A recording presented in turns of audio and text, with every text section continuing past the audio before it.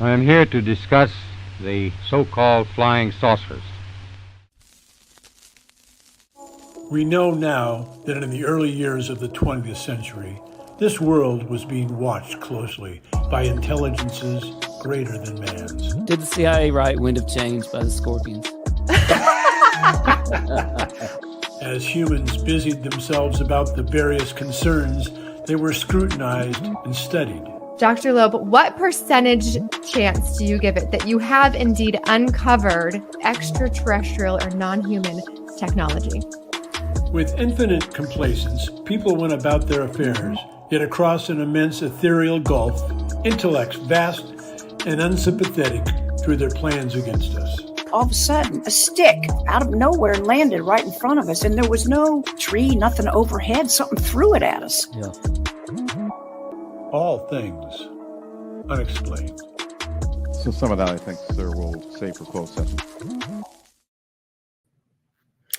Hello, all you unexplained ones. Thank you so much for joining us for yet another exciting show. We are grateful to each and every one of you for tuning in. If you haven't yet, please do hit that subscribe button, share, like, comment. We love to hear all of your thoughts. We have some of the most intelligent people that join us in these chat rooms, and we hope that you will send your comments this way tonight. Before we begin, I am CJ Derringer. I am your host, along with my co-hosts, Dr. Tim Mounts and Smitty Neves. Hello, fellas. Hey, what's up, CJ?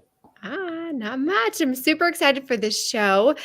We have a very intelligent person, Dr. Elizabeth Weiss, joining us. She is an anthropologist, a professor from San Jose State University. She's also an author who has recently released a book called On the Warpath. I love this. My battle with Indians, Pretendians, and woke warriors. So I think we've got a lot to dive into on this show. She's also a board member of the National Association of Scholars. So we get to pick her brain about all kinds of fun things, unexplained things, maybe some controversial things. We'll dive into it in just a moment. So without further ado, stay tuned. I can't wait. I think it's time for a little commercial. Yes. Here we go. All Things Unexplained is free to watch on YouTube and listen to wherever you get your podcasts. If you would like to support our show, you can visit our YouTube store. Additionally, you can find us on Venmo under All Things Unexplained. Be sure to check out our website, allthingsunexplained.com. All proceeds from the sales of Dr. Mounts' books on Amazon and Audible also go straight to our show.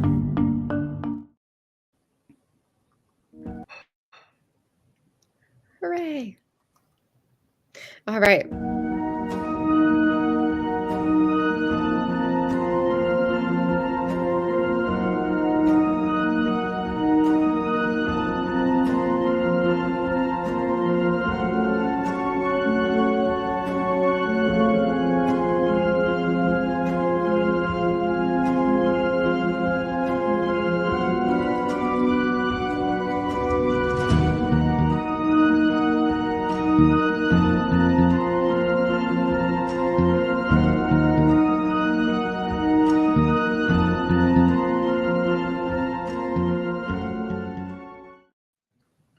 Love that. All right. You just got to see a little promo for our guest, Dr. Elizabeth Weiss. Thank you so much for joining us. Thank you so much for having me on. Yes. So tell us a little bit about anthropology, which, by the way, was one of my absolute favorite classes in college. So I'm jealous that you took that path and got into it. But what inspired you to go that direction? Well, anthropology is a broad field that it has several different subgenres or subfields in it. So there's cultural anthropology, which is the study of living people, like studying different cultures. There's archaeology, which studies the things left behind, right? So with artifacts, things as grand as the pyramids or Stonehenge to as small as an ostrich eggshell bead, right? And then there's linguistics, which is the study of language, and physical anthropology, sometimes called biological anthropology, which is the study of human biology, both our evolution and past peoples, how they lived. One of the interesting types of anthropology that joins two of the subtypes is bioarchaeology, which is the study of skeletal remains in the archaeological record. And that's where I fit in. So I basically am a bioarchaeologist. I study skeletal remains from prehistoric populations. And I got interested into anthropology because I love skeletal anatomy. One of the things when I was growing up, even as a very young child, I loved different aspects of science and nature, whether it was looking at animals, going to the zoo, for example, but also going to natural history museums and seeing all the displays of skeletons just fascinated me. And as I got older and in high school and then in college, that interest grew. And anthropology was a place where I could really dive into my love of anatomy coupled with my interest in understanding the past. And so what I do is I look at bones of past people to try to understand what their lives were like, giving a voice to those who left no written record. And it's been a fascinating, over 20 years now since I started looking at the remains of past people. And, I've done everything from looking at skeletal remains of our earliest Homo species, Homo habilis at about 2 million years old, to forensic cases that are basically collections of people who have donated their bodies and everything in between. And it never ceases to amaze me how wonderful the form and function of our bodies are, but also how similar we are to other animals and what we can all learn from just looking at bones.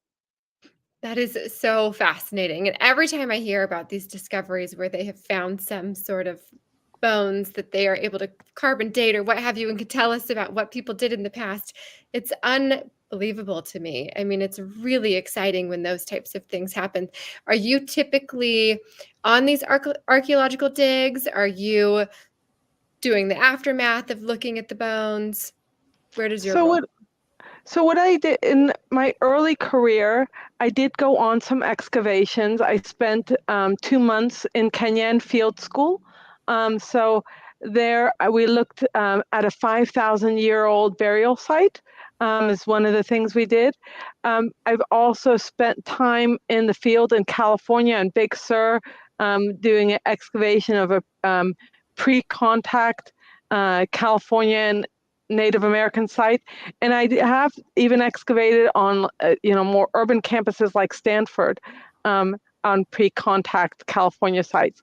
But most of my career has been spent in the lab and looking at collections that have already been excavated and have been curated.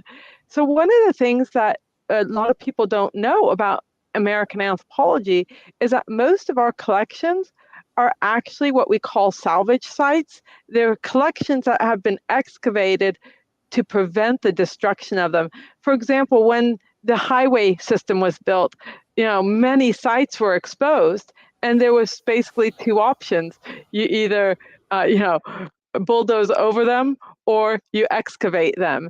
And so those kind of sites have been curated in museums and universities for many decades.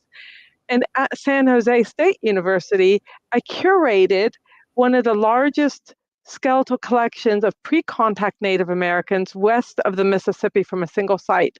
This collection had over 300 individuals represented, everything from infants to 60-year-old, probably not much older because they didn't live as long as we do. But and some of these remains were so beautifully complete, including all the bones, including like toe bones. It was an amazing experience to be able to do that, and not only for me to study that collection over the nearly 2 decades that I was at San Jose State, but also to help others gain access to that collection so they too can study it and learn from it and pass that knowledge on. So when you're looking at these collections, what are you looking for? What is it that makes one tribe different from another, or what sort of signs are you looking for? There are several different ways that I've conducted my research. I'm not a geneticist, so I don't do any DNA stuff. I love reading about that stuff. It's fascinating, but I haven't engaged in that. I've helped others do that, but I haven't helping them gain access to the remains, but I haven't done them myself. So, but what I've done is I've looked at a couple things. One thing is trauma patterns. So like the skeletal collection that I looked at had evidence of injuries from obsidian, arrowheads embedded in bone, to broken noses, to indents on the head, and kind of looking at the patterns of when the rise in trauma occurs and who is most likely to be injured. And we found, for example, not surprisingly, that males have more injuries than females, but that the pattern is also kind of a universal pattern where males have more front face injuries than females, so more like face-to-face combat, whereas when females got hit, a lot of times it was on the back. And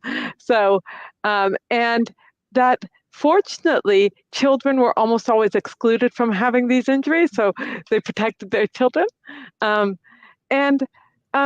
the rise in injuries coincided with invasions from other tribes, so that we know that this area did not contain only one type of people, but was being replaced by others as well. I've also looked at disease patterns. Probably the most common disease that you see in the skeletal record is osteoarthritis, or what we sometimes just call arthritis, degenerative joint disease. And what's interesting is when we compare like modern populations with past populations, everybody gets arthritis, right? Almost everybody, if you live long enough, you'll get some arthritis. But what we see in past populations is that their arthritis tends to come in earlier in their life and more severe and on different joints. So for example, most modern populations have high rates of knee arthritis. You don't see that very much in the pre-contact Native Americans that I studied. Rather, you see a lot of elbow and shoulder arthritis, likely from their activities that ranged from like acorn grinding to spear throwing. So that's another kind of patterns we look at to try to reconstruct the past. And sometimes just looking at interesting individuals. For example, one of the interesting individuals that I looked at had this very severe arthritis on his jaw that looked exceedingly severe, especially for his estimated age. And he was also buried with a huge amount of burial goods and had some weird wear patterns on his teeth, which probably suggested that he was an artisan and had been using his mouth to do some of the tools like with twines, and that this then affected his whole jaw biology. And so sometimes it's just kind of fun to look at, what was this specific person's life like? And finally, I also do like general bone biology and forensic topics, like how do we best age and determine the age of an individual? Not how ancient it is, but when they died. And so looking at fusion patterns, for example. How do we sex an individual? How do we know if it's a male or female? And we're pretty good at that now, like almost 100% if we have an adult skeleton, but that is complete. But we're still, working on better ways to improve it when we have just fragments or when we have young individuals. That is all very fascinating. And I know Smitty has some more scientific questions about how the whole process works. So Smitty, I'll toss to you for a little bit. Well, I actually was curious. Have you ever got to examine Joseph Merrick's skeleton? No. So that is the Elephant Man, right? Right, the Elephant Man. Yeah. I have read quite a bit about his case, and it's interesting. I mean, he had definitely a genetic disorder that causes excessive bone growth. And you will, if you look at the bones, you will see this was not just soft tissue, of course. And it looks to be that Merrick died from this, from his pathology that ended up suffocating him. Yeah. And we don't know why some of these pathologies occur. Sometimes it can be just, random mutation, but there are similar types of pathologies that also occur as a result of certain toxins that just affect certain, bones, for example, of the jaw or of the face. I'm pretty sure that they have looked at his DNA, but I couldn't be 100% sure on that. Well, what's the process when you get a skeleton? Can you give us somewhat of an overview of what the process is to determine all the facts about this particular skeleton? And as growing up as a kid, was your favorite song "Them Bones"? I love country music, so Yeah. Them Bones, Digging Up Bones, Yeah. Randy Travis shout out. Yeah. Right. So I do love those songs. Yeah. So one of the first things you do, depending on the site, is you might, if you have commingled remains, you have to start trying to figure out which bones belong to who. So you do that with age and size and sex. So trying to build up, the whole skeleton as making sure you don't have several individuals represented in one skeleton. What's interesting is, maybe we'll probably cover some of this later on too, but Kennewick Man, the nearly 9,000-year-old Paleo-Indian found in Washington in the 1990s, he was almost complete, right? So he is almost a complete skeleton.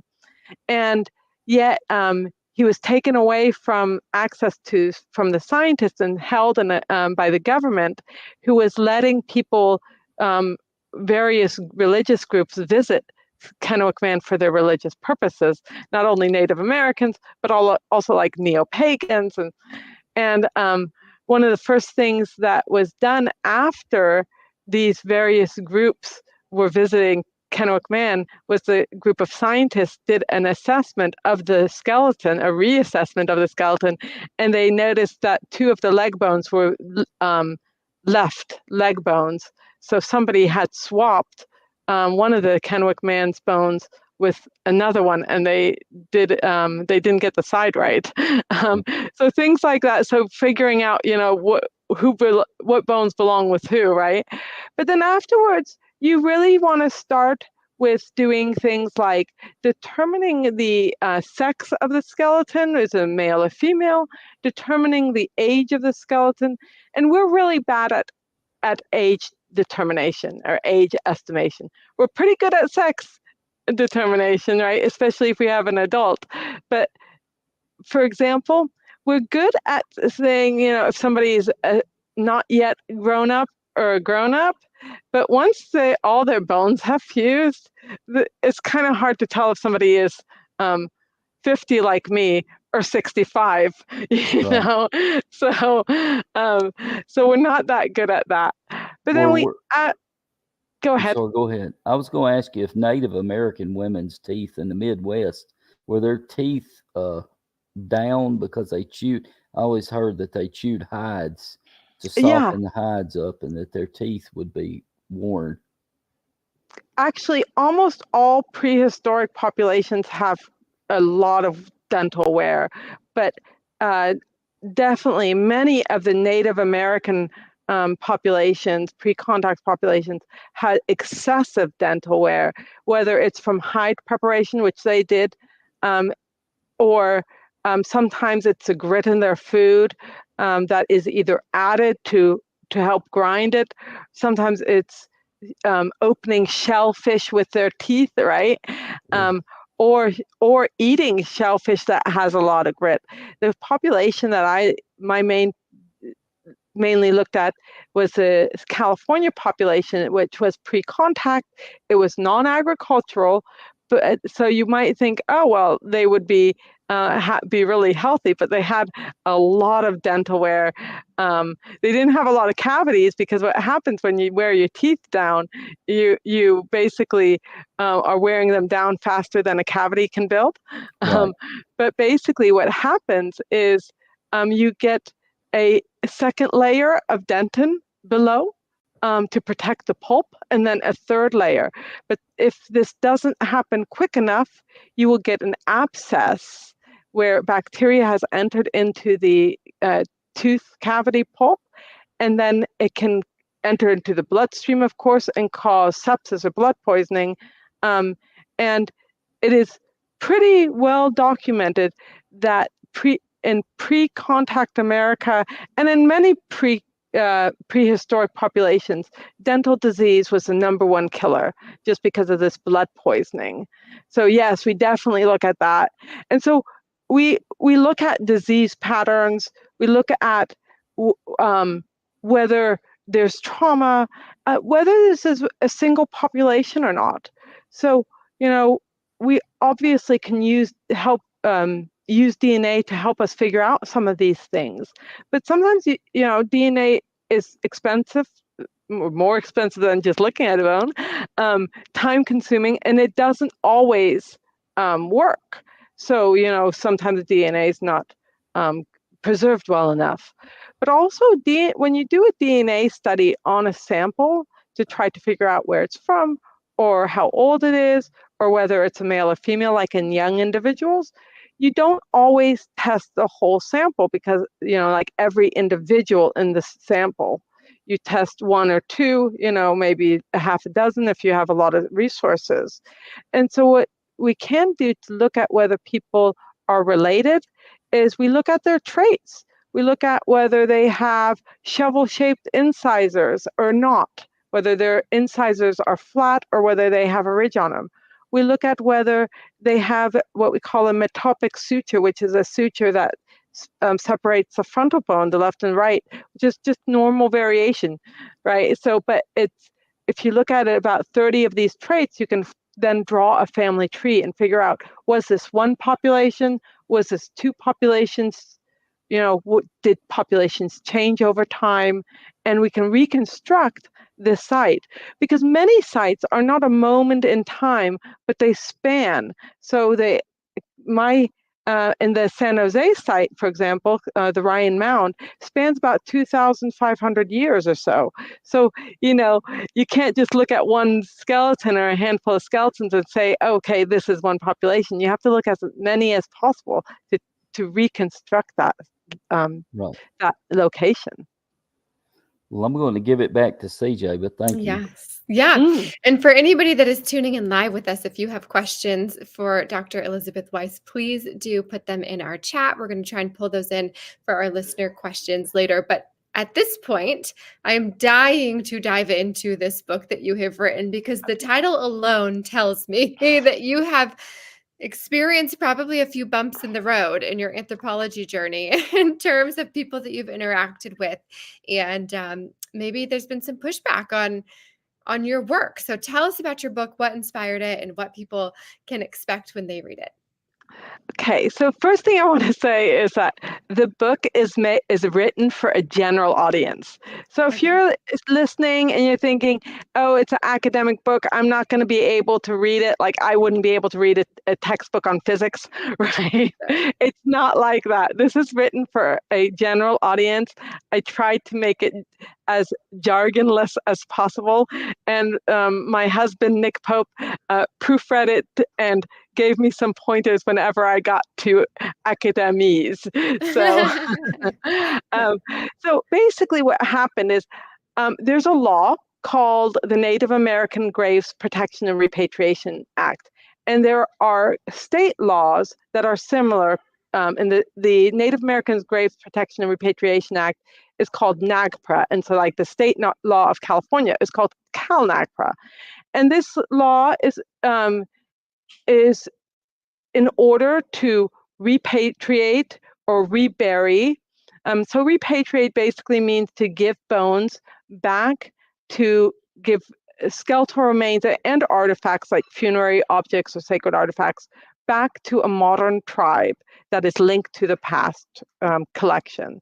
And that was the intent, to make sure that when there was a clear link, that the tribe who was linked to the skeletal collection, the artifacts, would get the remains and artifacts back if they wanted to, and then rebury them if they wanted to. So may I ask just a quick question about that? Was it a religious reason? Was there like, did the Native Americans Yes, believe that their remains needed to be buried? There is definitely religious reasons for it. Many Native Americans argue that it is necessary for their religious practices to have certain artifacts, and that they believe that their ancestors' spirits needs to be buried. And to be clear, I am against all reburial. I love skeletal remains so much that I just think it's such a travesty to rebury remains. I would say this for Native American remains. I'd say it for European remains. I don't want the bog bodies of Europe to be reburied either. So I'm just against reburial. I understand that not everybody's going to agree with that, but I do feel that it's important to be able to voice that and voice why I think that reburial is problematic for the science, but also a kind of a loss. And that I would hope that we could move towards a direction where we understand that studying skeletal remains is important to not only give a voice to the past, but to help forensics, help medicine. And I'm just against reburial from all those perspectives. But I've always followed the law. So, but one of the things is that I've always voiced this opinion. One of my first articles was on Kennewick Man and how I didn't think Kennewick Man should be reburied. So I wrote a book that was set to come out at the 30th anniversary of NAGPRA. So NAGPRA was passed in 1990, and I co-authored the book with now retired attorney James W. Springer, and called Repatriation and Erasing the Past. And we put forth our best argument for why reburials shouldn't occur. So he attacked the legality of it. Part of it being that NAGPRA actually violates the separation of church and state, because it sets up the requirement that that the NAGPRA committee must have 2 traditional Indian religious leaders in it. So not just 2 Indian religious leaders, but a specific type of religion. And the First Amendment, of course, it supports the right to practice religion, but it also is about not supporting one religion over another. And so by saying, it's not just good enough that this person is a religious leader, it has to be of a specific religion. That's where it's problematic, for example. And I wrote most of the area of why what we can learn from the bones, and therefore why we shouldn't rebury them. But we also argued that reburial laws and what we call repatriation ideology is a postmodern ideology, because it's basically based on identity politics. It says it doesn't matter if the narrative is correct. It only matters that you're getting the narrative from the correct identity person, in that case Native Americans. And so in many stories of repatriation and reburial, you'll see lines like, we want to be the only ones to tell our story, or we don't need scientists to tell us our story. And so now anthropologists should be saying, hold on, science is not about Native American scholars or European scholars. Science is for everyone. The truth is the truth. The search for the truth is not about identity, and so forth. But unfortunately, that's not how anthropology has gone. And what happened upon the publication of Repatriation and Erasing the Past is that there was a huge cancel culture campaign that tried to get the book banned. Almost 900 people academics signed an open letter calling for my publishers to pull the book. This then, trickled down to my university, where my chair wrote a letter about how he supported my academic freedom, but he does think that my book is terrible and Victorian and all this. Then after the book was published and after all of this happened, things like bubbled away a little bit and then calmed down. This was December 2020, so right before Christmas. I think it was literally on like Christmas Eve or the eve before that I got the first email from my publisher saying, we're in crisis mode, we don't know what to do. And they issued a groveling letter apologizing for publishing the book, but they did not depublish it. They called it a racist book, and basically apologized for publishing this racist book. And it's kind of interesting. Those 900 people who signed the open letter, I don't think all of them read it, because if it had been read by 900 academics within a matter of a month, it would have been like the best, most read anthropology. Yeah, the best-selling anthropology book. This is not good. That did not happen, right? So, but after this like bubbled away and it kind of fizzled out and things settled, then in the spring, in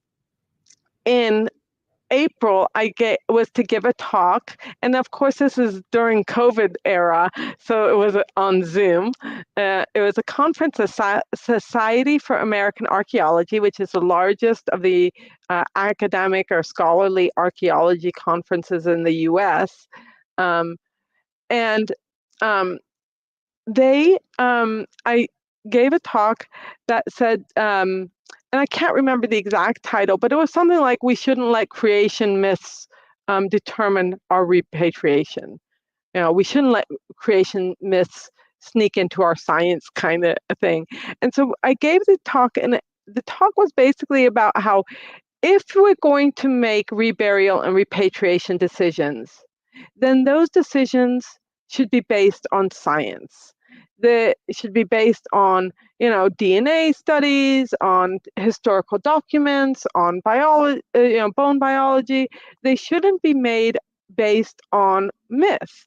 And so another reason why NAGPRA, the reburial law, violates the First Amendment is that it allows us evidence creation myths from Native Americans, which you could not do the same for other religions. I couldn't now try to claim Otzi, the 5,000-year-old, Iceman from the Alps, by claiming that my neo-pagan ancestry sprung from those mountain regions, even though I'm European. This would not be allowed, but it's allowed in with repatriation decisions.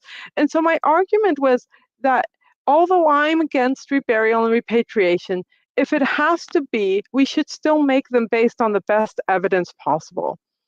This caused a huge fury at the conference, with people claiming that they were harmed and that my speech was harmful, violent. It's kind of interesting. Speech is violence, but also silence is violence in these days. So you can't win, right? You can't win, no. And what happened was this talk was supposed to be on the website after the conference for 2 months, and they pulled the talk, and they basically issued an apology for platforming the talk. The conference did, and said, we're sorry we gave this a platform. And then they decided that they would change the acceptance rules to ensure that people with my ideas or similar ideas, or even just questioning any reburial and repatriation issues, will never get on again.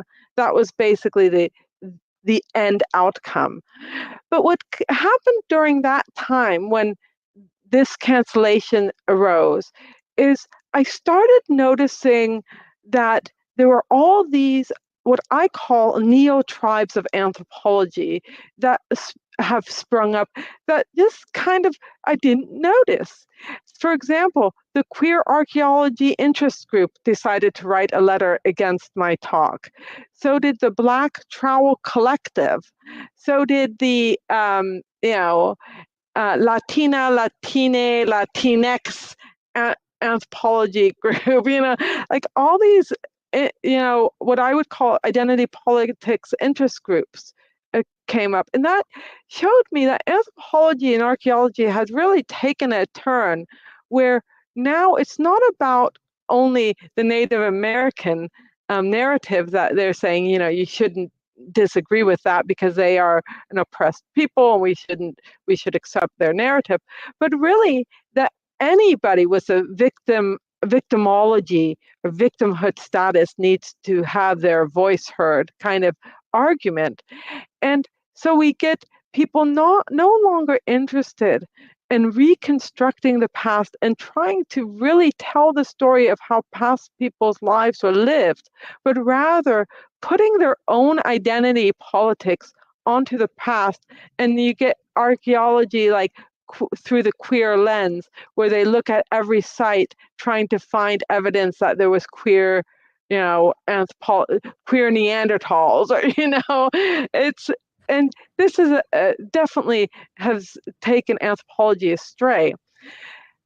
And let me ask you a quick question, if you don't mind, about the science of it. So when these bones are reburied, does that break a link in the science for piecing together these different tribes? Is that the biggest issue with the reburial?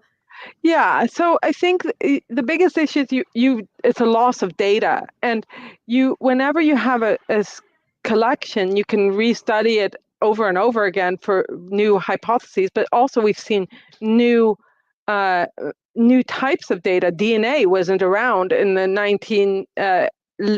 1980s, not even really very effective in the 1990s. Isotope analyses to reconstruct diet, but also comparisons. So like when you find a new remains, especially like if you're looking at Paleo-Indians where you only have a dozen of them, every single one needs to be compared to the next one. And if you don't have those remains, you can't do that. Now some people have said, well, why don't you just, scan them or, and then laser print them out? If that was possible to make a complete identical one in a fast period of time, that would maybe be a kind of a compromise, but it's not possible. But more worrying is that now, as repatriation and reburial has taken a full steam ahead approach, many tribes are against keeping the data and want the data burned. They want the casts smashed. And so even if we gave back all the bones and artifacts, there is no promise that it would end there. And actually, there's good evidence that it wouldn't. So after the Society for American Archaeology conference, then I wrote an op-ed on the changes in California's laws that promised to make even more reburials happen. And that got into a newspaper, and then I posted a tweet. And all good stories have a tweet in them nowadays, right? Sure seems to. Yeah. So we were away from the university for months, for I don't know, 17 months or something, a year and a half or so, right? Because of COVID. And so when we finally got back in, I was excited. I was actually really thrilled and happy to be back. And the first thing I did was I went back to the skeletal collection to go into the curation facility to do some of my duties of curating these bones. And I opened up one of the boxes to put another bone in that had been just been located for that burial. And I saw this beautiful child's skull that I'd seen many times, and I felt, wow, it's so good to be back with this collection. And so I took a photo.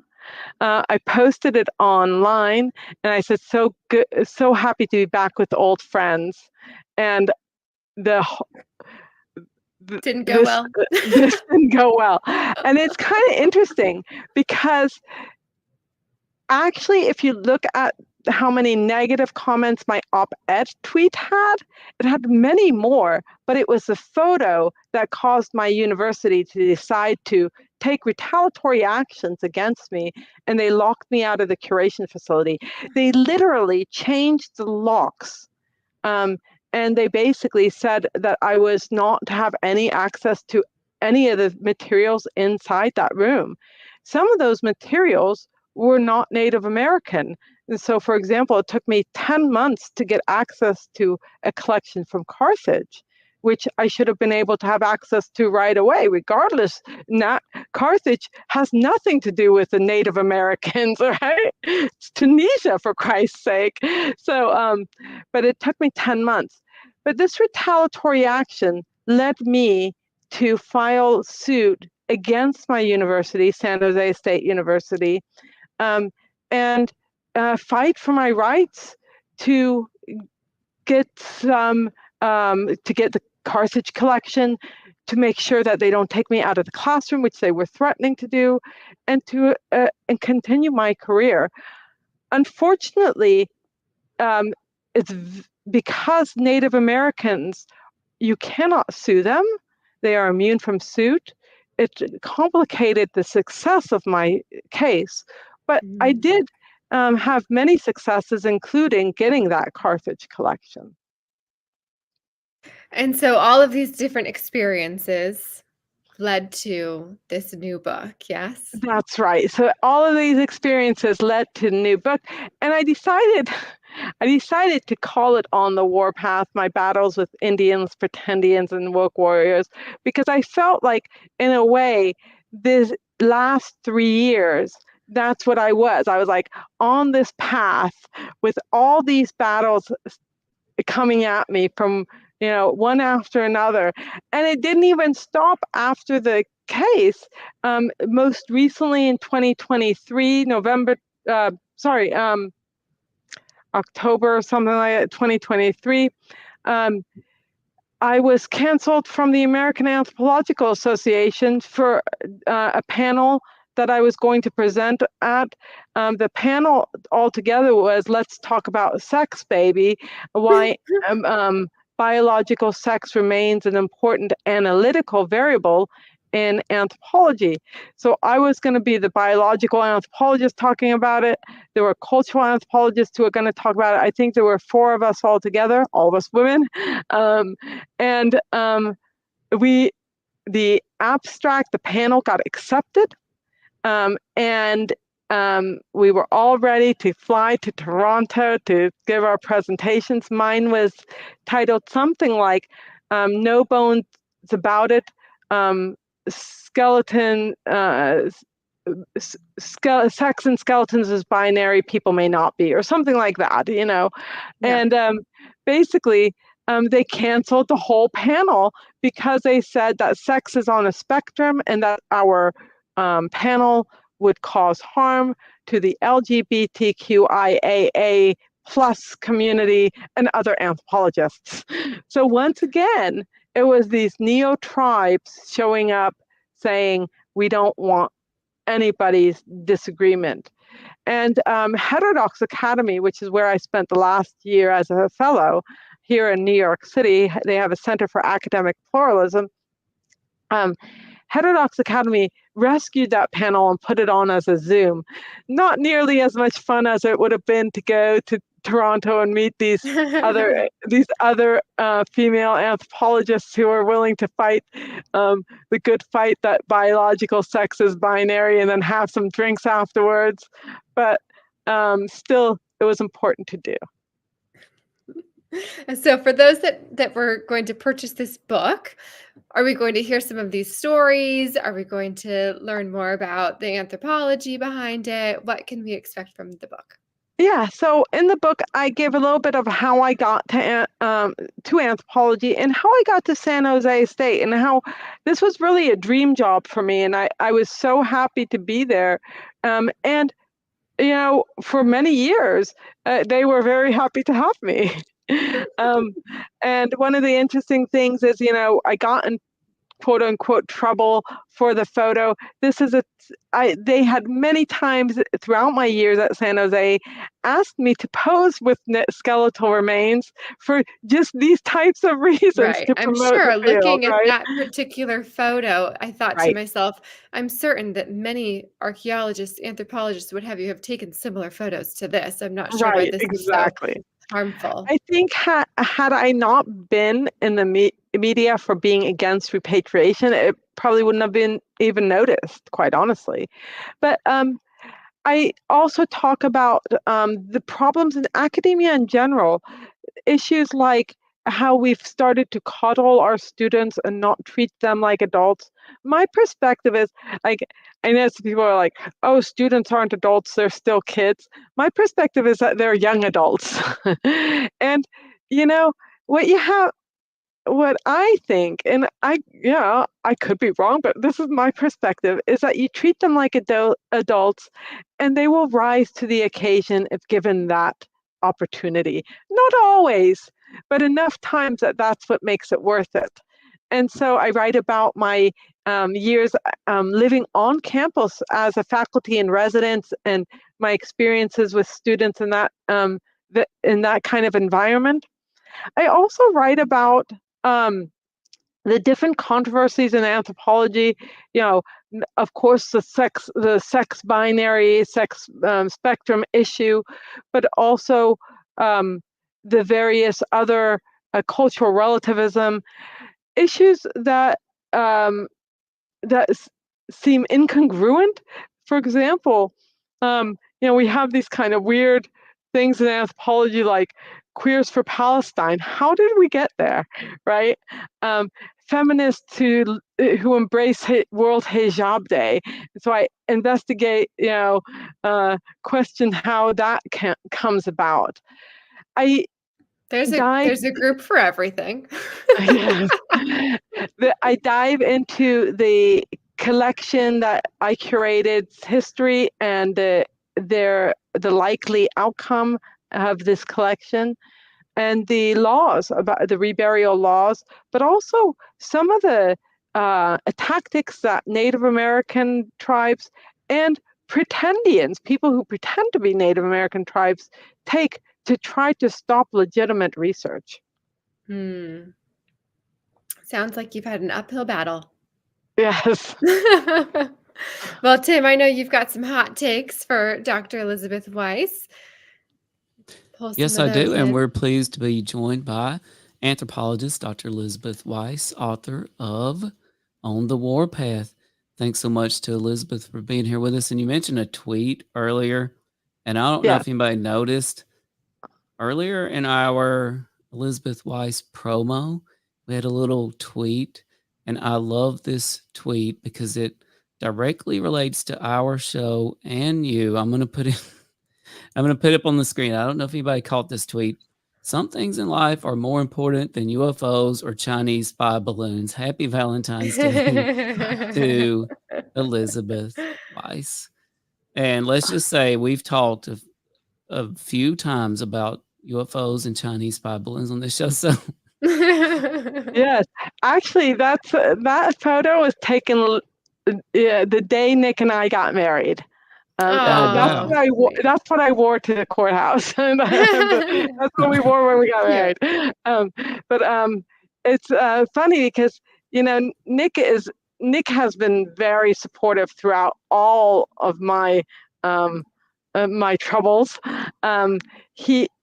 not once did he flinch and say, Elizabeth, maybe you're going to lose your job. Maybe you should tone it down, or never. He's a definitely very supportive. But we actually are very different in many ways. We have the same sense of humor, and we have we are very in sync with a lot of things. But I am a complete skeptic on the aliens and UFO. He told us. He told us on our show. He said he told us a great story, actually. And I can't remember. It might not have been live when we had this discussion. But he said that he came home one day with a book from Chris Bledsoe, who is a very hot name in the UFO world right now. And you were like, "Oh, come on, like more of that. I don't want to do it." And he put it in the office on top of a stack of other books and left it there. And he said the next morning he came in the room and the book was all the way across the room on the floor. And he thought to himself, I guess I better read that book. Yes, I know. I'm sure that it was maybe like a big palmetto bug who moved it or something.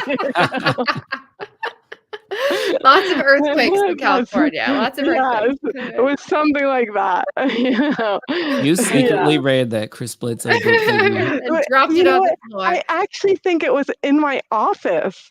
I think because we had put things in my office because we would go back and forth from Tucson to San Jose. And so we had some of his books in my office. And I remember that. So earthquake, something completely explainable. She says on all things unexplained. I'm gonna go with ghost, but I really respect and I can feel your pain on the academic level, Elizabeth.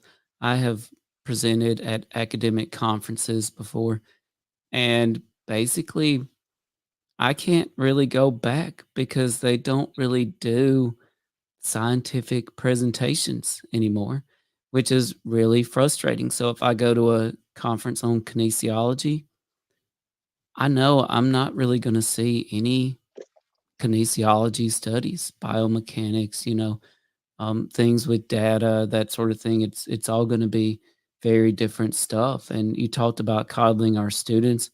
My department chair and I actually looked at some data over the last several years. And I know you remember the old standard deviation curve, right? And they used to apply it to college courses, and you'd have a few A's and a good bit of B's and a lot of C's, a good bit of a lot of C's and a good bit of D's and a few F's, right? The standard curve. And it used to apply to college classes. And everybody would be like, man, it's gonna be hard to get an A in here. Only a few of us are gonna get an A. But after analyzing a lot of data, we honestly came up, and this is ironic because we were looking at health and PE classes, but we called it the dumbbell curve because we had all F's and all A's. There was no longer anywhere in between. And I see that all the time too. When, for example, when we go through evaluations from other professors, if I sat on a review board, tenure review board, or a lecturer review board, we'd go through their data and we'd get, their class averages. And my class averages, sat usually around a C because, there'd be some A's, some B's, some C's, some D's, some F's, and I'd be like, how does this happen where the class average is 3.88. Nobody's failing. Nobody's even getting a C. I think it's real shame that school has been dummied down so much. Universities have been dummied down so much, and it's kind of interesting. Not too long ago, we got an email from our provost, basically scolding us, saying that, he's sick and tired of hearing about professors talking about letting the students have been let in who aren't prepared. It's but students have been let in that aren't prepared. And he had something intellectual rigor in quotes, scare quotes, rigor in scare quotes to emphasize that it's not really rigor. It's like, yes, there is such a thing as rigor. And you know what? An A that you didn't earn does not feel as good as an A that you earned. And students know this too. So many of the students I had would take me would take all of my classes because I liked my classes. And that's not to say that I was like a very popular professor with all students or that I was a great professor. It's one thing is the topic, of course, as a very popular topic. But the other thing is that I did attract students who were just genuinely interested in learning about these things. And I always had a lot of hands-on stuff and a lot of imagery and so forth. And so I really wanted them to get this kind of grasp of, anthropology of the bones of the body. And it's, it's important. Actually, one of the hardest classes I've ever taken was when I was doing my master's degree, because my master's thesis was, and my PhD actually, was on the bone biomechanics of bone strength. And so one of the hardest classes I took was a biomechanics course when I was doing my master's. And it was also the earliest class I've ever taken. It started at 7 a.m., but I was always there on time. Yeah, well, I tell you, there's going to be repercussions for this too, and it's going to get dangerous, I think, at some point, because from what I've noticed, this permeates all disciplines. And so you have folks in the medical field, in anthropology, in archaeology, in physics, in astrophysics, in the classics, in English and languages and mathematics. And I think at some point we're going to start having some repercussions for this. Yes, and anthropology might be one of the first fields that has fallen in that sense. The last time I went to an anthropology conference, it was quite interesting that most of the talks started with a description of the person, and Nick was with me, so sometimes we had to hold in our laughter, but because like some people were like, "Hi, I'm so and so. I'm wearing a green top. My hair is brown. I'm a white settler colonialist," and sometimes they do, I'm 5A, and sometimes they get things wrong, like they say they're wearing gray and they're actually wearing, red or so forth, which is really odd to get something like that wrong. But the funniest thing was sometimes that was actually the most interesting thing that they had to say. One speaker, for example, went into her talk about how her research was online mother groups. And she was talking about she was a new mother, I guess, and she was talking about having joined these groups. And so it was like, that was also her research study. And she was like worried. And in particularly groups that focused on not requiring your little child to accept hugs or kisses from relatives, like body autonomy. And then she went after COVID, when she first went out, and her child saw her little child saw a person, a Black person, and didn't want to get a hug or a Black person that she knew, but didn't want to get a handshake or a hug from this Black person. And the anthropologist was now worried that she was raising a little racist.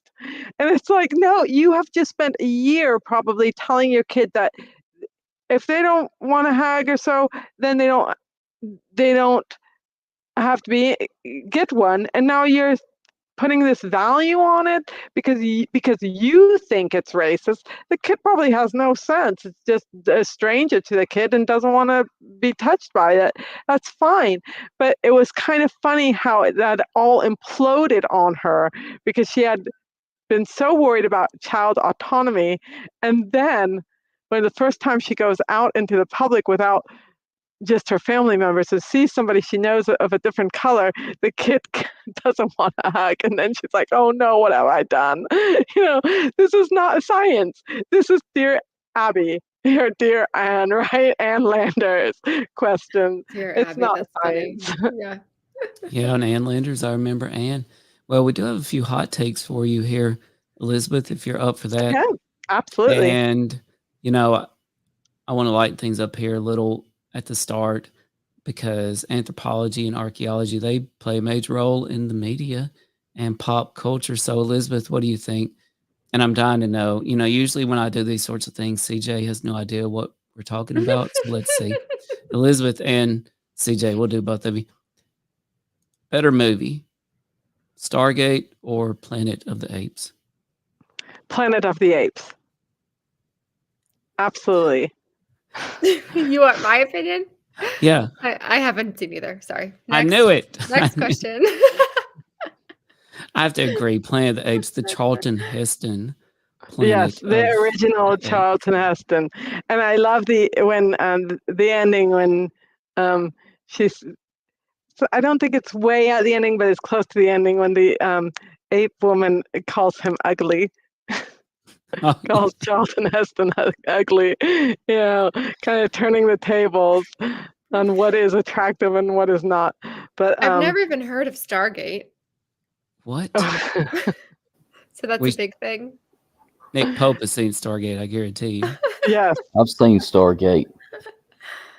You like to watch Stargate, CJ. So essentially it's about, scientists have built this Stargate, and it is just like what it sounds like. It's, we had this show on CERN. So Elizabeth, we did a show where a scientist, a doctor came on with us from Switzerland, and she has heard that there's portals in the bottom of CERN. I think wormholes that lead to other dimensions, and this is what the Stargate was. Okay. It goes back. Doesn't it go back to Egyptian times? Is that correct? It had Egyptian connections, yes. But Planet of the Apes, that was such a classic, Elizabeth. It was filled with so many great moments. Like, you remember Charlton Heston, he hurt his throat and he couldn't talk for the beginning of the movie. And then he finally said something, and all of a sudden it's like, oh, all the apes were in shock. Like, what? This human just spoke? Yes.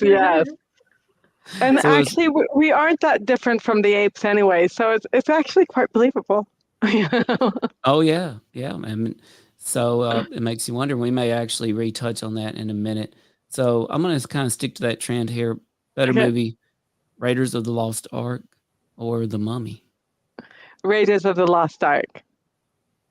Oh, it's got to be. I thought The Mummy was a little too silly. I mean, it was good, but The Mummy was kind of silly and maybe not that believable. But Raiders of the Lost Ark, like, I'm all in on that because I grew up religious, the Ark of the Covenant, like I would go out looking tomorrow for the Ark of the Covenant if I could. And I mean, come on, young George Harrison Ford, young Harrison Ford, it's definitely worth a couple hours. Which movie was it that they were eating monkey brains in like a cave? That was Temple of Doom. Temple of Doom. That was the second one. Okay. I haven't seen Raiders of the Lost Ark then. Chilled monkey brains. Raiders of the Lost Ark is where towards the beginning, he's trying to find something. This kind of wrote the script for all future such movies, and he's avoiding all these booby traps, and he hits the wrong thing, and he grabs the relic, and this giant boulder comes rolling at him, and he's like trying to outrun the boulder. Yeah. I watched Temple of Doom in college, actually, as a professor was teaching us about like how ethnocentric it was. They would have these people eating monkey brains and stuff. So that's the only reason why I've seen that one. I did see The Mummy a long time ago, but I don't totally remember it. Well, I think Raiders of the Lost Ark is probably one of the few movies where the professor is not really a bad professor. There are so many movies that have an evil professor or a bad professor, and so he's not a bad professor either. So that's another good reason. Well, Elizabeth, you brought this up a little earlier, and I would love to have your hot take. on something I've been watching, a show on a documentary, Neanderthal. I haven't seen the show. I've read a lot about Neanderthals and I've taught a lot about Neanderthals. Neanderthals are such an interesting group because they're, they're almost like us, but they're not quite like us. And so the big debate in some ways is whether they are the same species as us, so Homo sapiens neanderthalensis, so a subspecies of Homo sapiens, or whether they were their own species, Homo neanderthalensis. And I would say that in some ways, depending on what I've read recently or watched recently, sometimes I think one way and sometimes I think the other. I'm on the fence on that one. But some of the most interesting things about Neanderthals, I think, are, that they survived in this incredibly cold environment for generations, for thousands and thousands of years. They might have had the first instrument. There is a bare bone whistle, basically a bare bone with some looks like intentionally made holes that some argue is a whistle, and it's not complete, so it's hard to say, but that's kind of intriguing. They were super robust. And their brain size was actually bigger than ours. But if you look at their brain size to body size, our brain size is bigger comparatively, right? Our body size is smaller, so the brain size is bigger comparatively. So it's really kind of interesting. But also the genetics of Neanderthals, was it just last year or the year before that Pablo Svante got the Nobel Prize in Medicine for Neanderthal DNA research? And we've learned so much from Neanderthal DNA that also applies to human, anatomically modern humans, I should say. For example, there seems to be certain genes that we share that maybe code for mental illnesses and addiction, perhaps even, but also for quirky things like red hair. So there's just fascinating things that we're learning about them. One of the interesting things is, like, even though there is some overlap with Neanderthal DNA and modern human DNA, we don't know if that overlap is due to interbreeding, or whether it is due to sharing a common ancestor, because we don't have any DNA from, let's say, Homo erectus to compare it, right? So is it because of our common ancestry, or is it because of interbreeding? That's hard to say. And I've seen good points for both arguments. But what a fascinating field Neanderthal studies are. And, always something interesting and new coming out of that. Right. And, one of the things I learned about Neanderthal, which I thought was fascinating, and I didn't realize, that we have never found an intact Neanderthal skeleton, which is really interesting given that, we have found intact mammoths, for example. Do you have any hypothesis or educated guess on that, Elizabeth? It's very hard to find an intact human skeleton in general because basically, we're not as robust as, let's say, a mammoth, right? So some of it is just robusticity. But I also think the other thing is that this does suggest that that there wasn't always burial, that we increase our odds of finding complete skeletons when there's intentional burial. And there's been a debate whether Neanderthals buried their dead or not.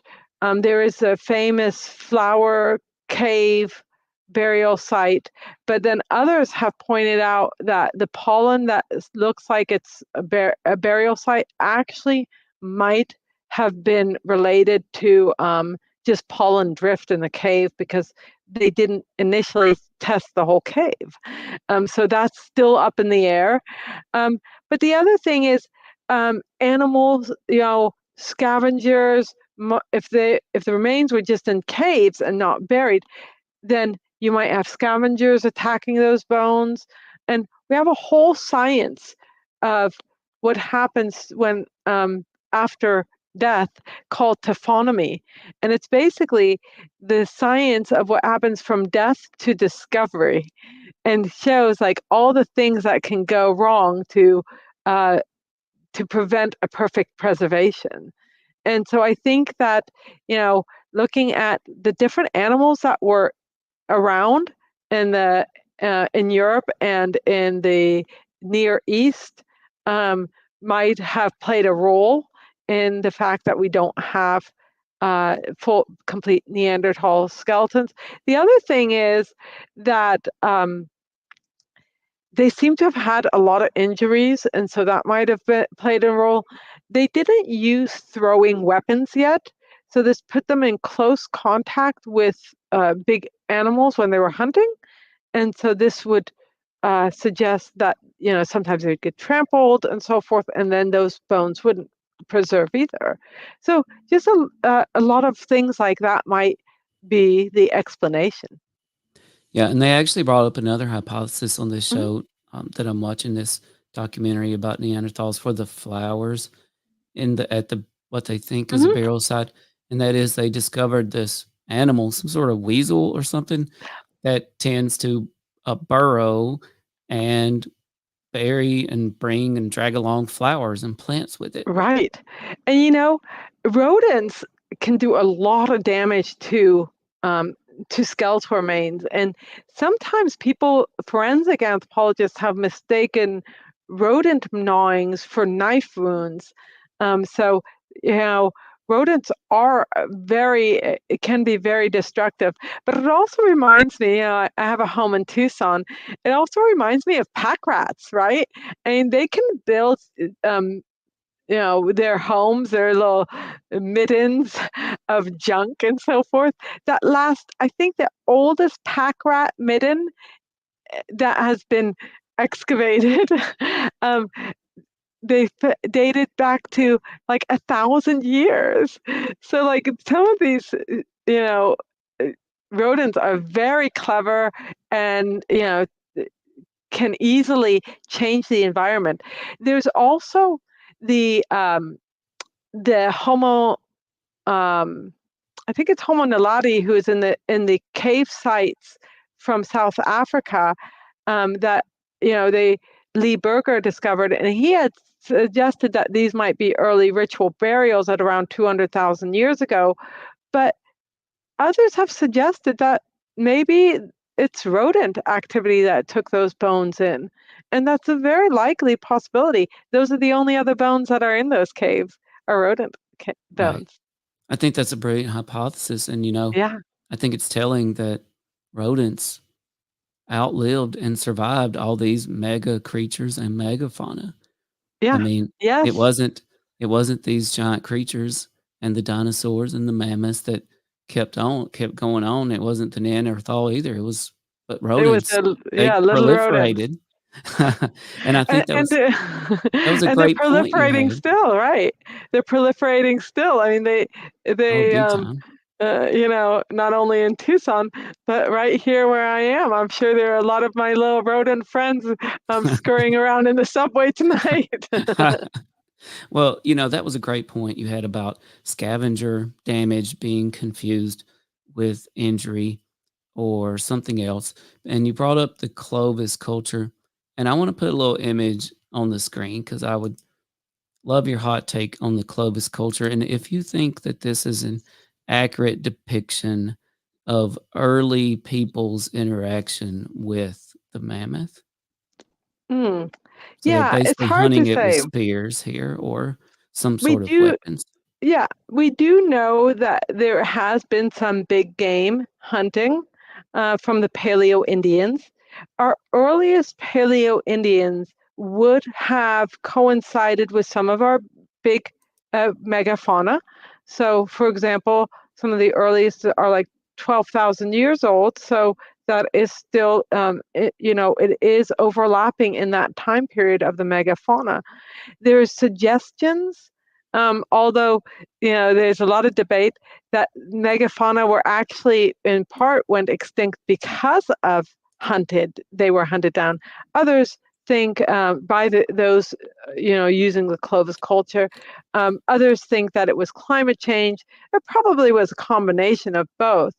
But I think that I suspect that the hunter-gatherers of our Clovis culture, and then the Folsom culture and so forth, I suspect they were opportunists. When they could take down a big game animal and try to take it down, they did. And when they could just get a rabbit, they did that too. So I think that they were opportunists. Right.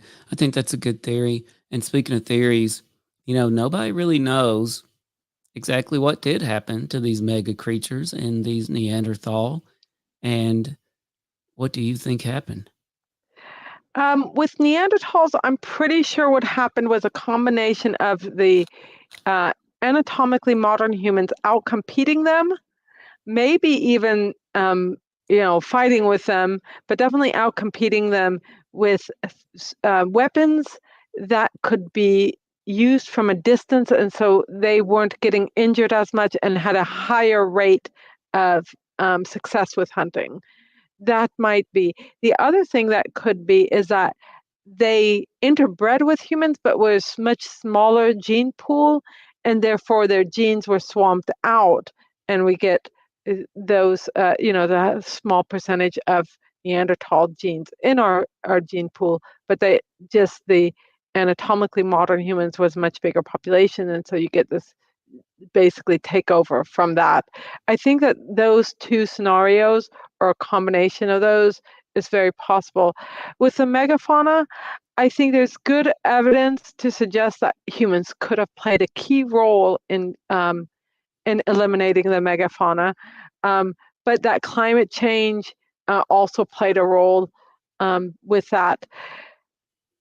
I think that possibly some of the best examples of megafauna being wiped out by humans, it doesn't occur in the Americas, but like in Madagascar, when humans arrived on Madagascar, there were primates, lemurs, that were the size of gorillas, and they were really slow, and they weren't scared of humans, and humans got onto the island and wiped them out like in a matter of 100 to 300 years.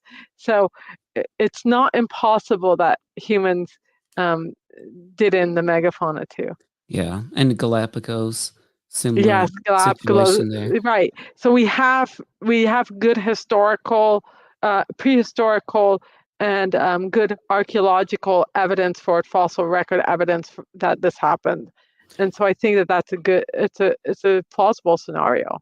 Yeah, one of the most horrifying things that I learned that happened at the Galapagos is when these pirates and others started coming through on ships and discovering things on the Galapagos. They discovered the Galapagos tortoise, right? The huge Right. tortoise. And one of the interesting physical characteristics of the tortoise, which came back to haunt it, was that it could go very long periods of time without eating or drinking, and it would Right. be just fine. It would live. It would still stay alive. So the pirates and the other folks on these ships, they figured out they could store the tortoises in the ship on their back, like flip them over, and they could just keep them forever, and they wouldn't spoil or anything because they would Right. just keep living. And that kind of haunted me when I heard that. I was like, Yeah. that is a really terrible thing, but Yeah. that just does go to show you, that humans can really have a traumatic effect on the landscape. Right. And on other animals. Yeah, absolutely. Yeah, and speaking of disappearing, I would love to get your hot take, maybe just a couple more here, but CJ and I Sure. are in North Carolina, and one of the greatest mysteries here, and it is one of the greatest mysteries in the world, is what happened to the Roanoke colony. The Roanoke colony.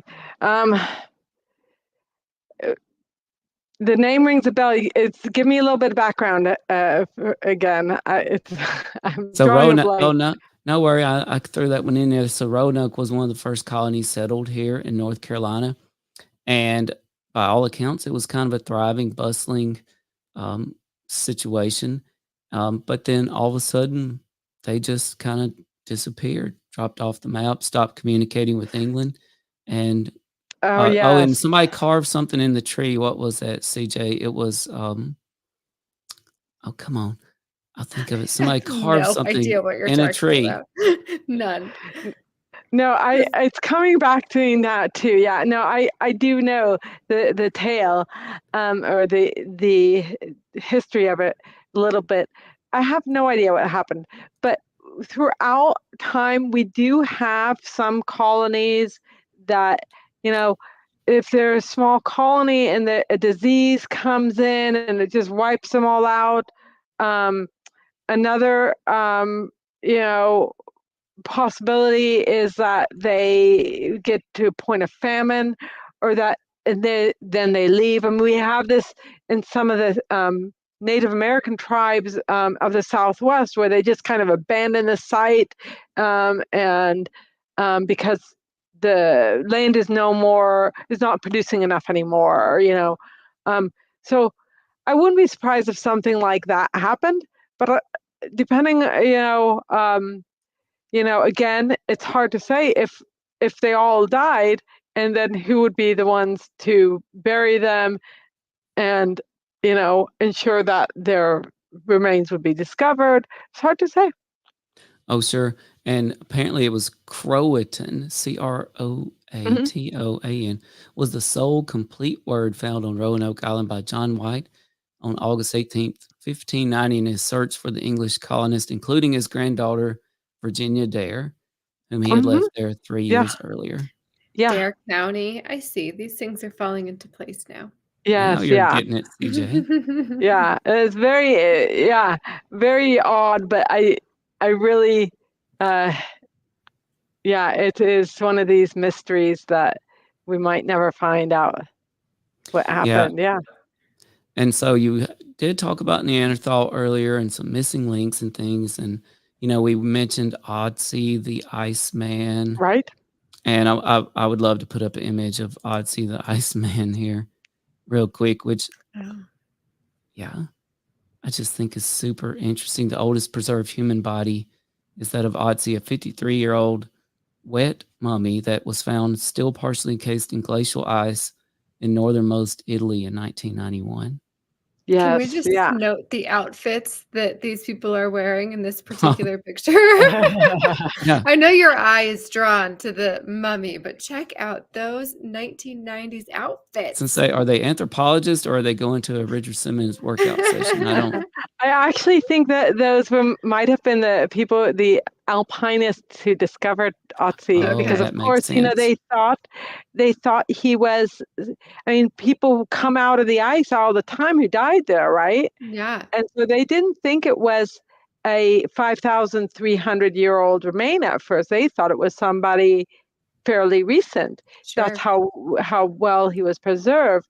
But then, he also had, of course, like a quiver with him, and I think a bronze little axe, and then he had a little pouch with mushrooms that were probably medicinal. He had these tattoos on various places, and what I think is interesting is he had tattoos on joints that had arthritis.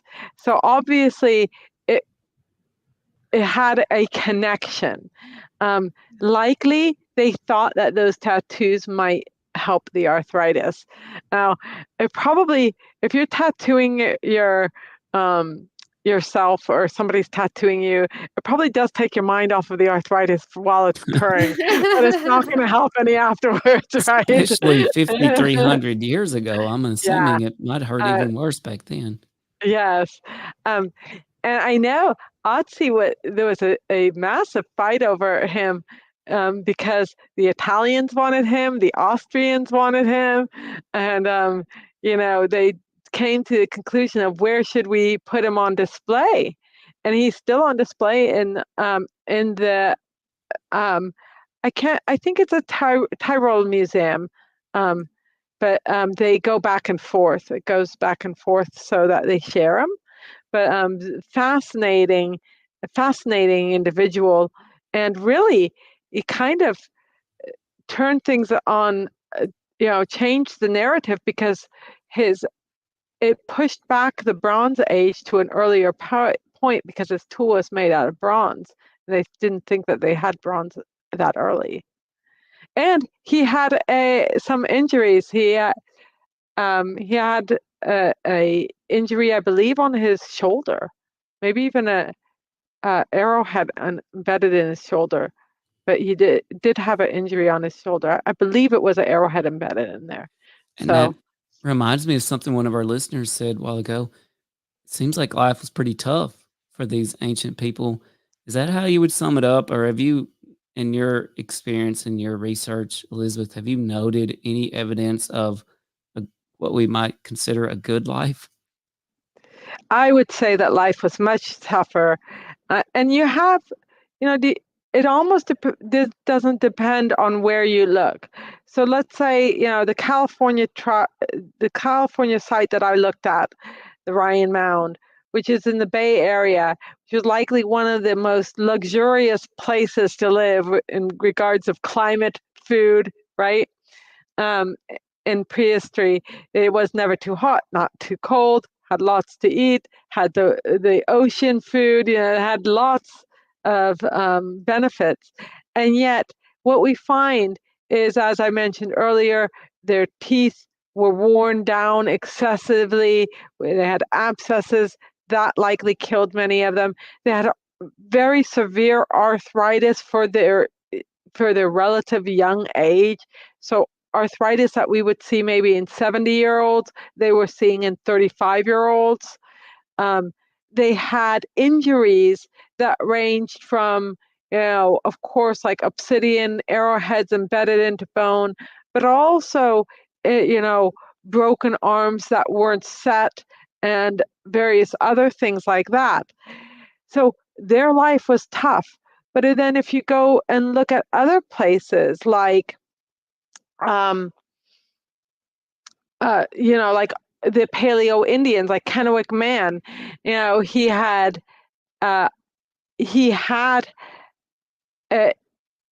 arthritis, but and worn down teeth, but he also had broken ribs that had been healed. He had arrowhead embedded in his pelvic bone.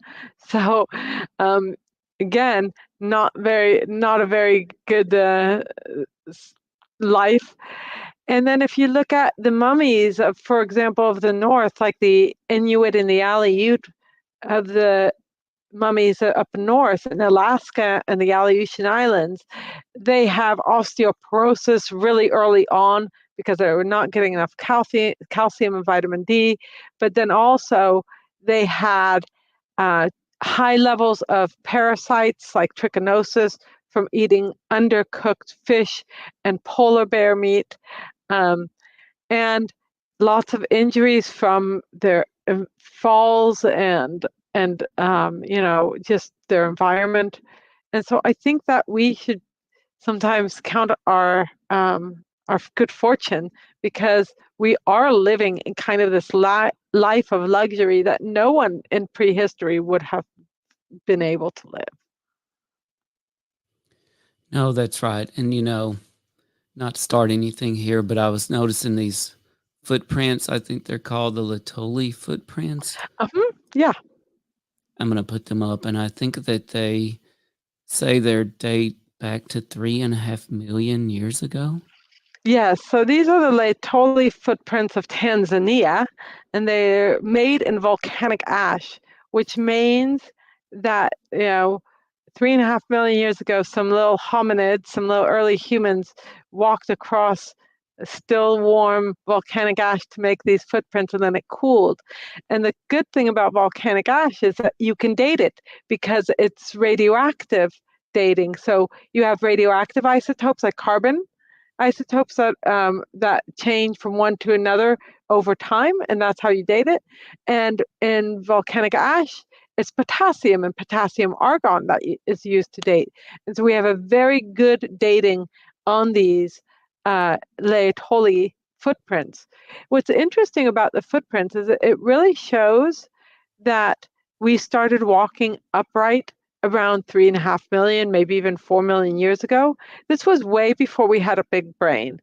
The brain size of the individuals who were living at this time was about maybe a third of our size, still twice the size of like the average chimp maybe, but much smaller than ours, right? So it's maybe 450 cubic centimeters or so, as opposed to our 1,200.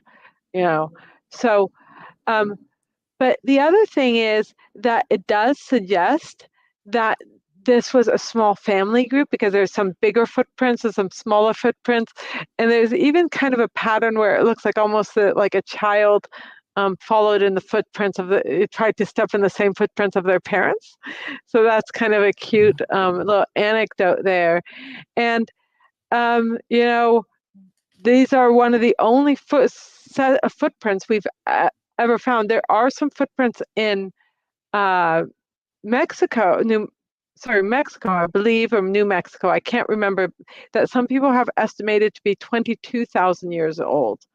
That's quite interesting as well, because if they are 22,000 years old, they would be the oldest oldest evidence of humans in North America. Wow. And like I said, I said I didn't want to start anything, but it seems like we've been going through some really hard times for millions of years.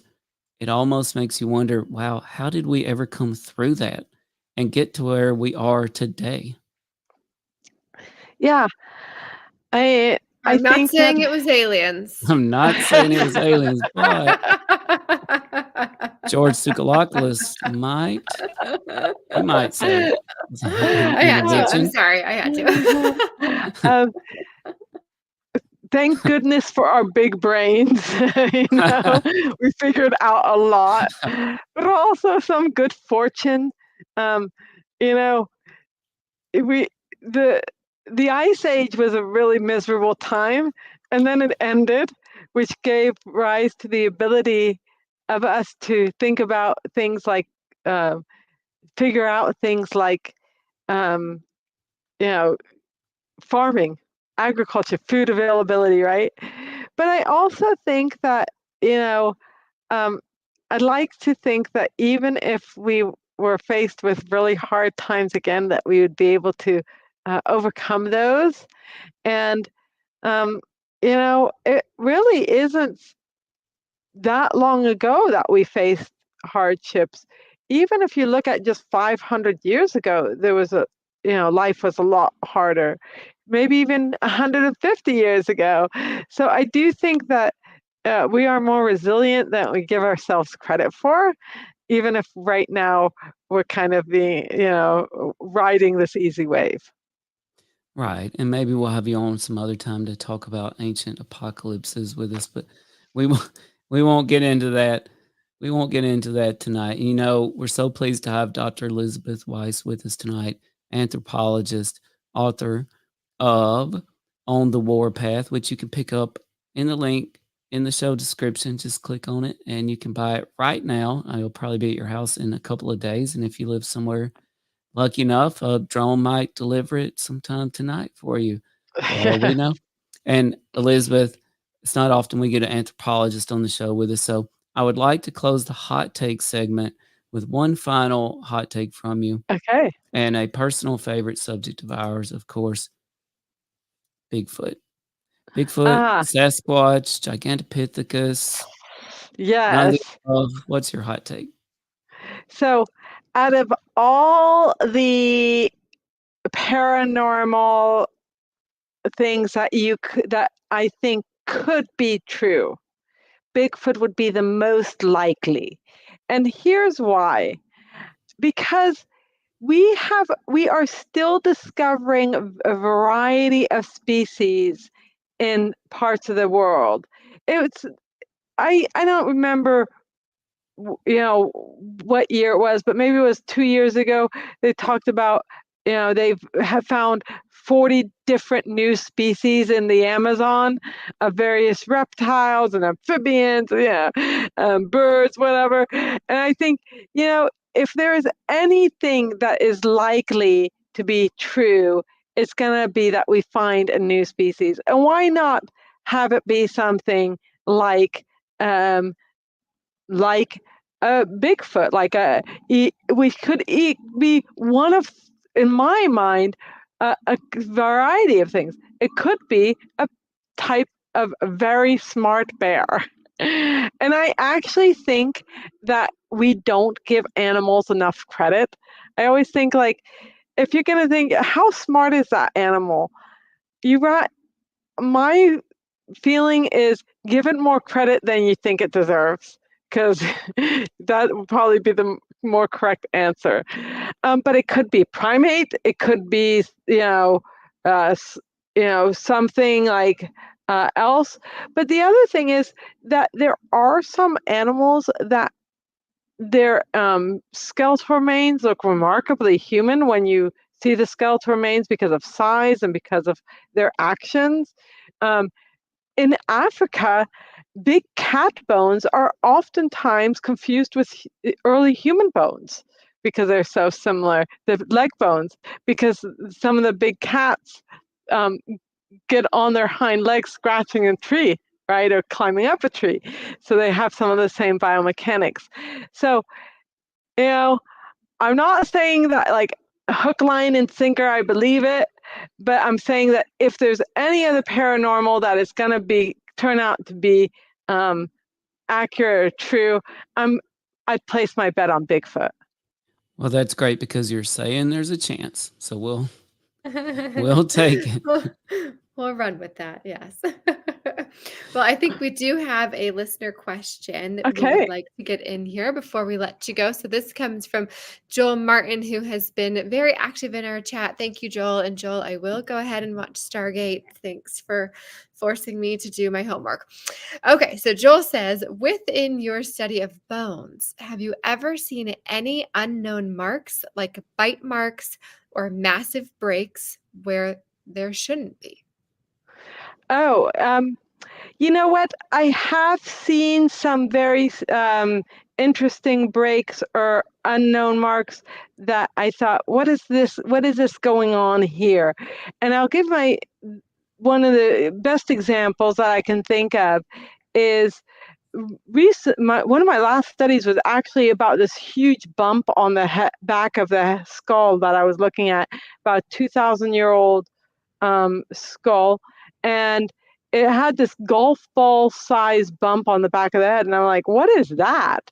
And I basically got, we're thinking, is it a tumor? Is it, bone tumor? What is it? And we took an X-ray, and we actually saw that there was a hairline fracture on the bottom of that bump, and it was a trauma from being hit on the back in a way that then probably caused a muscle reaction to occur, like a muscle pull or so, and then that caused excessive bone buildup, maybe even a blood clot that then ossified, and you get this bump on the head instead of an indent. There are also, then sometimes you'll see, like, one of the interesting things I saw in the Carthage collection that I was interested in further investigating but didn't get the chance to, was there were cut marks on the cheek of this individual.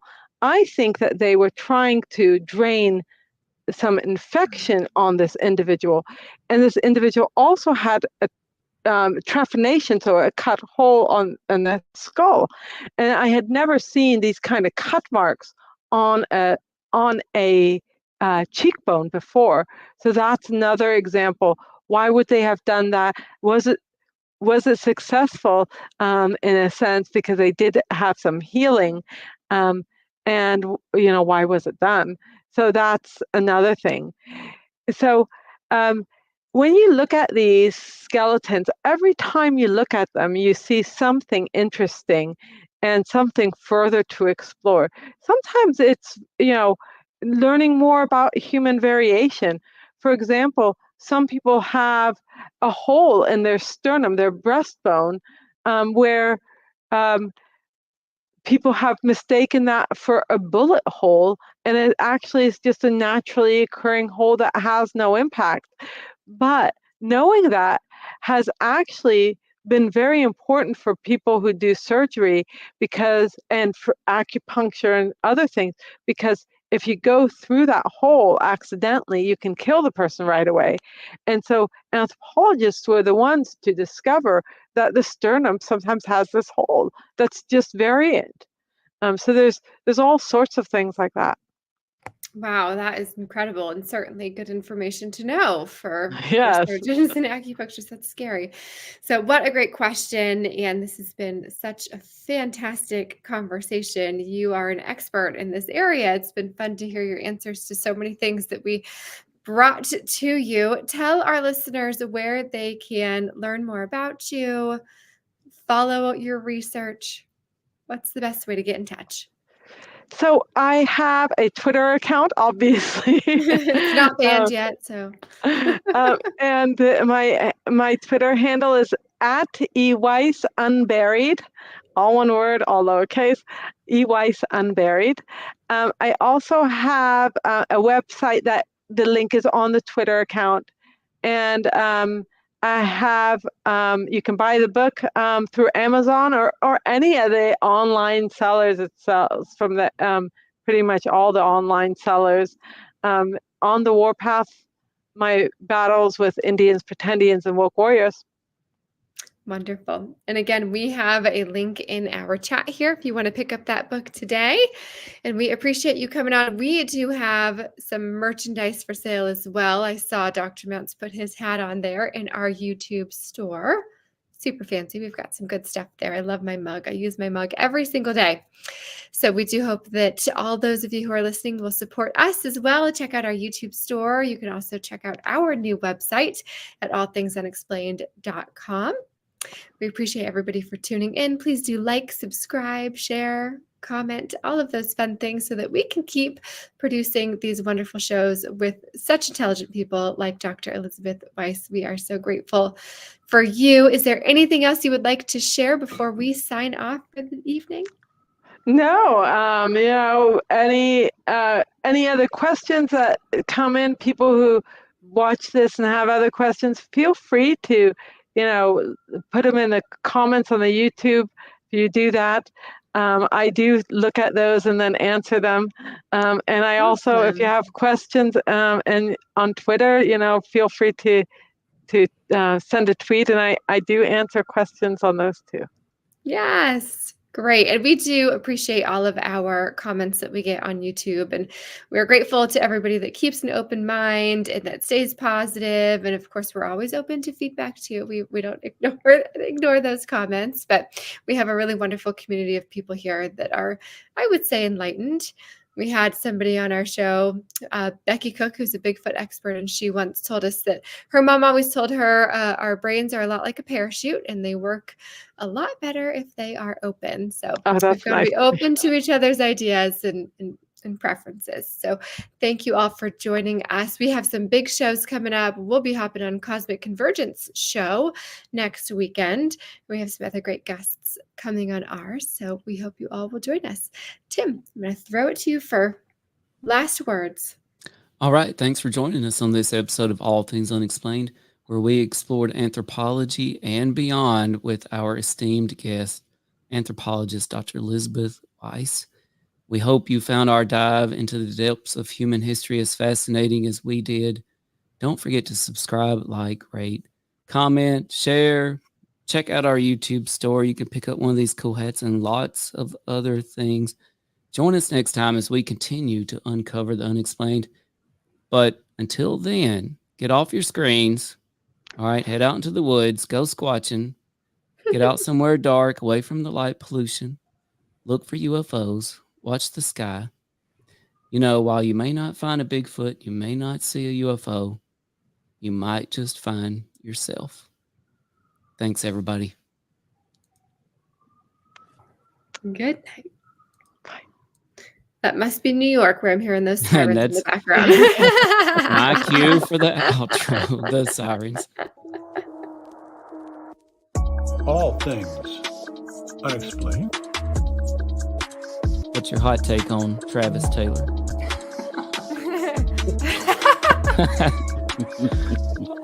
I've got an exclusive for you guys if you want it about the Yes, Alaska. we do. Okay. Dr. Taylor was revealed to be the chief scientist of the UAP task force with the Pentagon. So some of that, I think, sir, we'll save for closed session. All Things Unexplained is free to watch on YouTube and listen to wherever you get your podcasts. If you would like to support our show, you can visit our YouTube store. Additionally, you can find us on Venmo under All Things Unexplained. Be sure to check out our website, allthingsunexplained.com. All proceeds from the sales of Dr. Mounce's books on Amazon and Audible also go straight to our show.